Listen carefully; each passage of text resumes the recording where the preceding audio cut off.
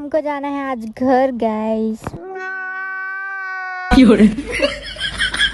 તો સવારમાં મેં કરી લીધો ફટાફટ નાસ્તો। પ્રિયા તો જોબ પર જતી રહેલી હતી અને તનુ બી જોબ પર જતી રહેલી હતી, એટલે મેં રેડી થવા બેઠી કેમ કે આપણે આજે જવાના છે પાછા ઘરે।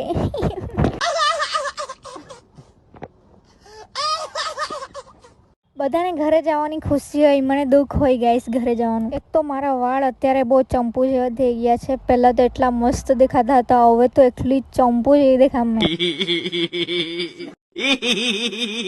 કાલે દાંડી જઈને અમે કેટલીક મસ્તી કરેલી હતી, તો તમે નહીં જોયું હોય તો વ્લોગ જોઈ લેજો। तो फटाफट मैं बाल बनाई दीदा। तो फाइनली हम रेडी हो चुके हैं। अभी हम रिया का सामान चुरा के लगाएंगे गाइस। तो मैं बाल खुला કરીને નહીં જવાની હતી એટલે ટાઈ કરી દીધા, પછી લગાવ્યું મેં મોઇશ્ચરાઇઝર। તો રેડી થઈને હું આવી ગઈ ધાબા પર। વિચાર્યું કે આજે જવાની છું ઘરે, તો ધાબા પરનો વ્યૂ એકવાર મસ્ત ગોળ ગોળ ફરીને જોતી જાઉં। ફોનમાં ખબર નહીં કેમ આવું ફેસ દેખાતું હતું।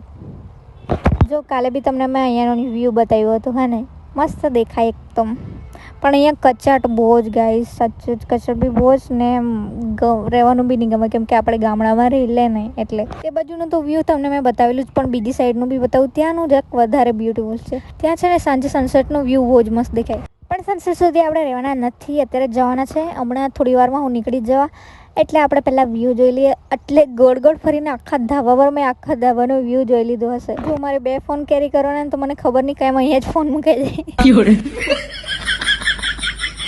બધી બાજુનો વ્યૂ જોઈને હું જવા લાગી નીચે આવીને ફટાફટ હું નીકળી ગઈ બસ સ્ટોપ પર જવા માટે। એટલે તો રિક્ષામાં બેસીને પછી આવી ગઈ હું બસ સ્ટોપ પર, ને બસ સ્ટોપનો વ્યૂ કંઈ આવું છે, એટલું મસ્ત બનાવ્યું છે અહીંયા। ડેપો સોમવાર હતો એટલે ડેપો પર પબ્લિક બી ભરપૂર હતું ગાઈસ। અહીંયા 10:30 વાગ્યાની આવેલી હતી ગાઈસ, સાચું 10:30 વાગ્યાની ને છે ને। અહીંયા છે ને વાસ્કોઈ વાળી બસ 2 જગ્યા લખેલું હતું, એટલે પ્લેટફોર્મ નંબર 5 પર બી લખ્યું હતું ને પ્લેટફોર્મ નંબર 8 પર બી લખ્યું હતું એમ।